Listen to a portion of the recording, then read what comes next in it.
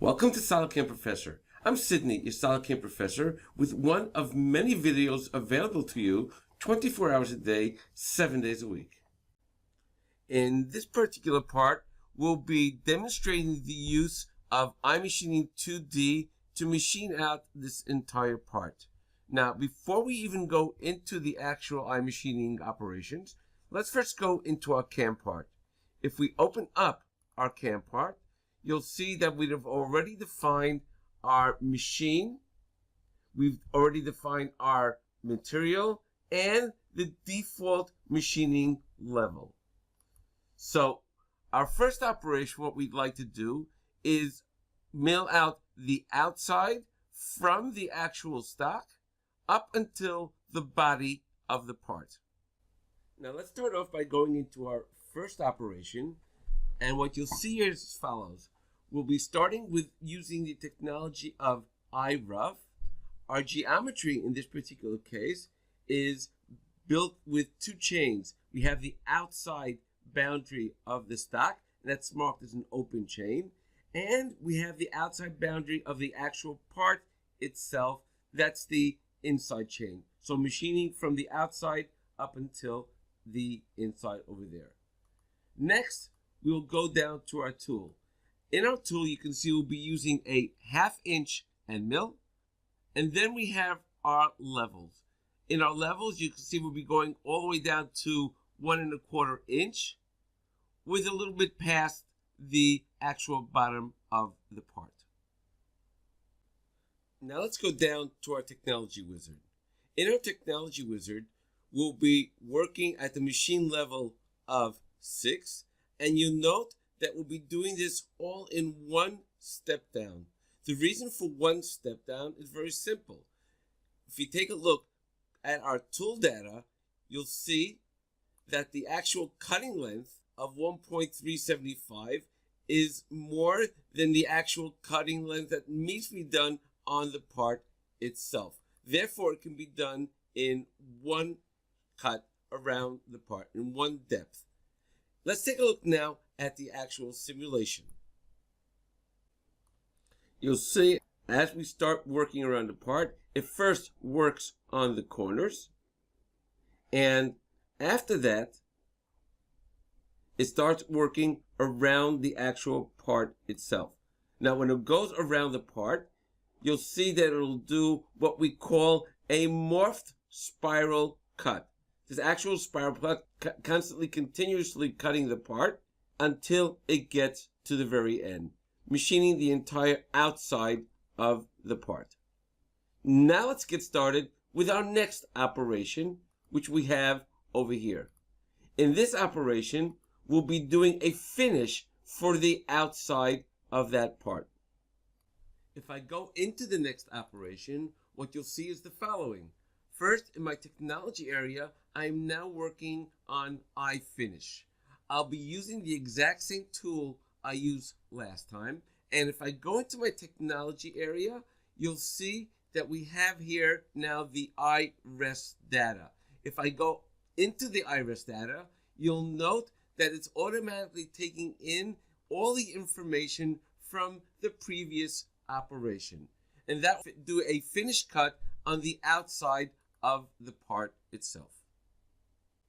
Next, what I'd like to do is I'd like to take all the through pockets, these circular through pockets that we see over here in these areas, and mill them out.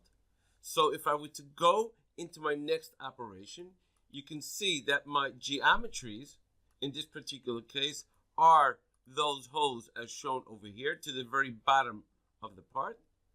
And we'll be using the exact same 1/2 inch end mill that we used last time.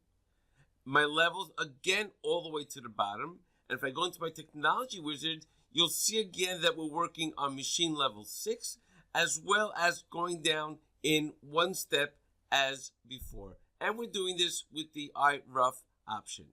If we take a look at the simulation, you'll see that the tool is going into each one of those holes in a spiral fashion until it gets to the bottom, and then does the spiral cut around the pocket itself.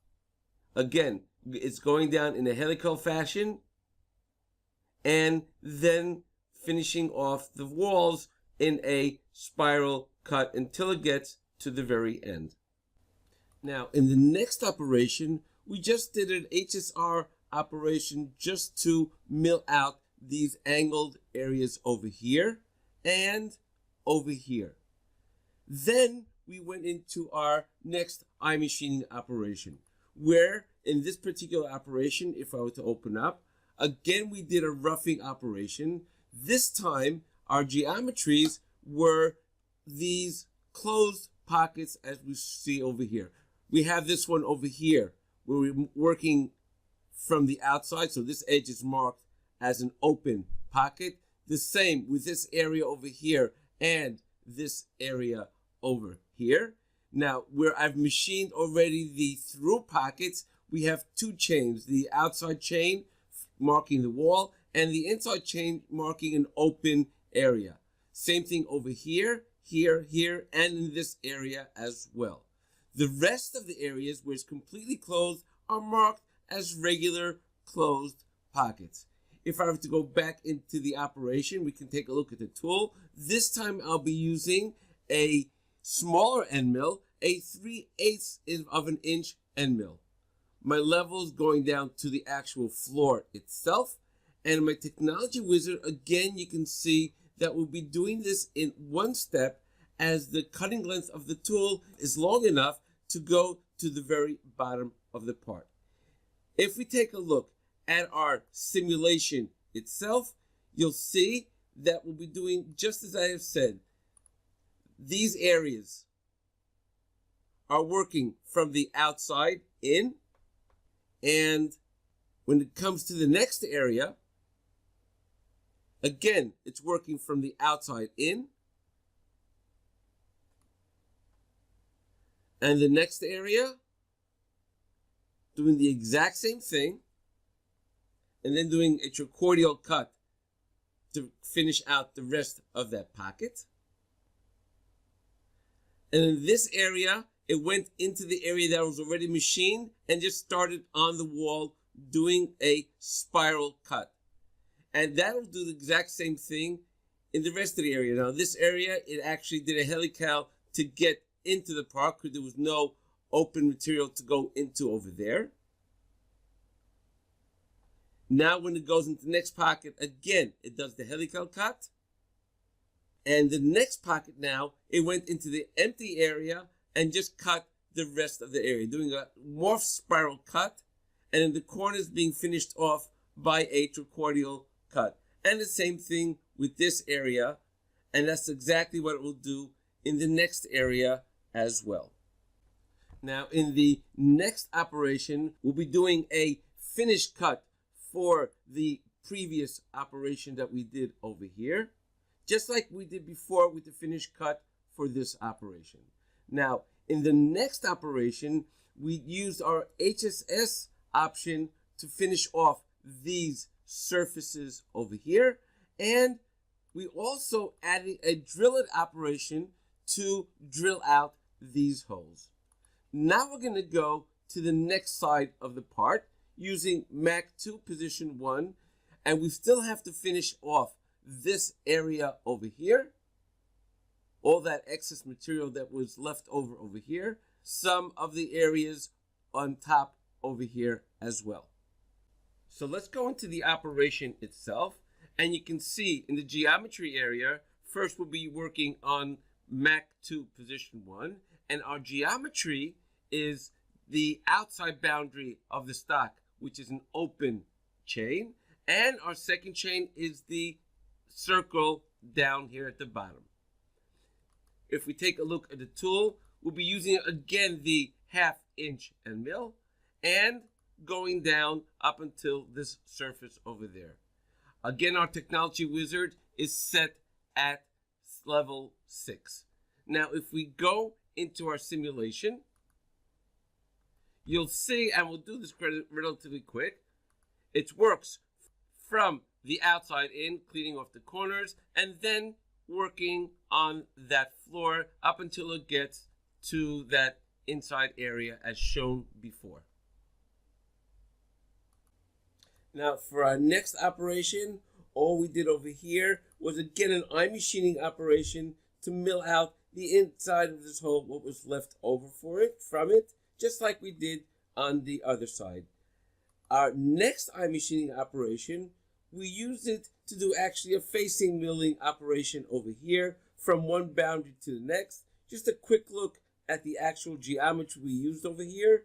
You can see that our geometry was these two edges over here, both marked, this one marked as open and this one marked as open as well, so it goes past the boundary. Quick look at that simulation, you'll see that it goes down and works on the outside all the way towards the middle. And our last operation, we just use a simple profile operation to mill out this circle over here, this radius over here, using a bull nose tool with that radius. For more videos on SolidCAM Professor, please go to our website www.solidcam.com and look for our Professor tab. Take care and have a nice day.